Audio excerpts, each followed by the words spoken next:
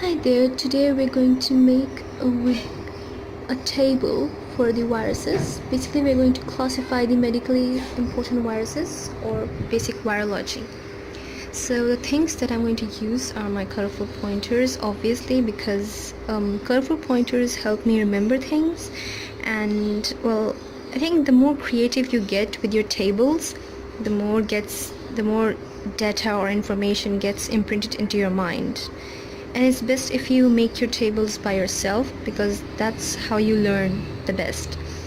Learning from other tables made by other people is usually not so efficient because they make their tables based on their priorities and you would make them based on your own priorities. But I'm just going to share a basic way to concise everything of virology into a small table. So I've concised into the main classifications, the class, which will define whether the virus is DNA or RNA, or we could even include whether it's like an enveloped one or a non-enveloped one, or like that. The virus would include the virus family, and under that we would write the virus organism. Features would include its virology factors, for example, its DNA structure, whether it's double-stranded or single-stranded, whether it has a vaccine or not, or things like that.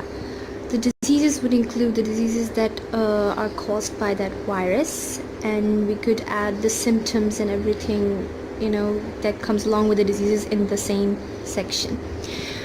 The transmission and pathology would include how it's transmitted. For example, HIV is transmitted through sexual transmission, and such things we can add on this part. And the clinicals and diagnosis would include, like for example, how you're going to diagnose a certain virus, what tests you're going to use, and basically we're not doing a really detailed study over here because we're just making tables and we just want to get on and revise the main points just for our exam or for the studies, so we're not going to go in any details. We're only going to just write the important things highlighted by our teachers or by our own self-study. So that's how you're supposed to make a table.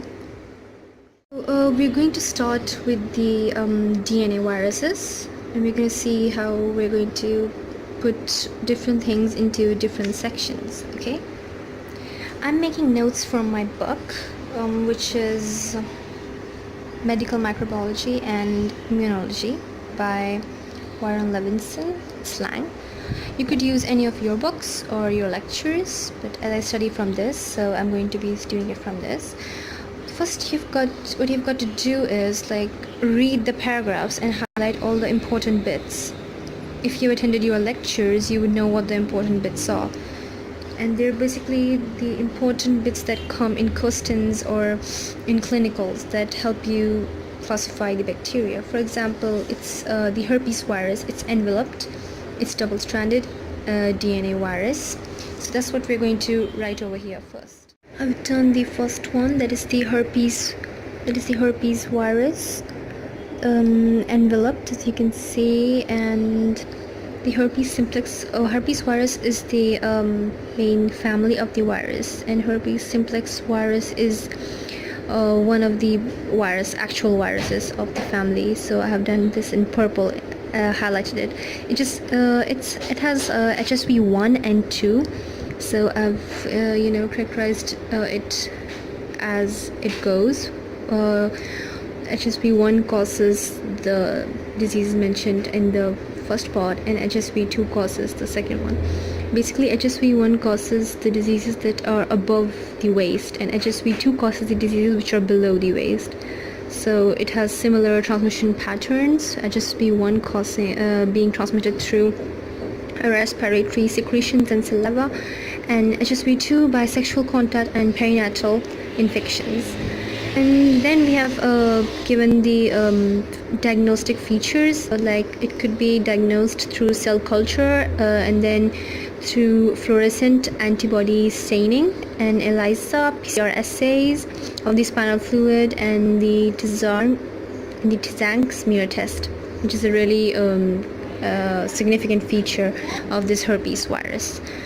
So that's how you're going to do with every virus. And as you can see, I haven't written much in the features section. It's basically empty. I've just written DS, that is double stranded, because I'm going to fill it on later as I solve some of the questions, and so I know what features are exactly important in the questions and important in the viva and all that. So I always leave some space so I can fill it up later with important highlights with a red pointer, which help me study better. So yeah, I always do that. So this is how we're going to go along way to many of the viruses. We're going to complete DNA, and then we're going to move on to RNA.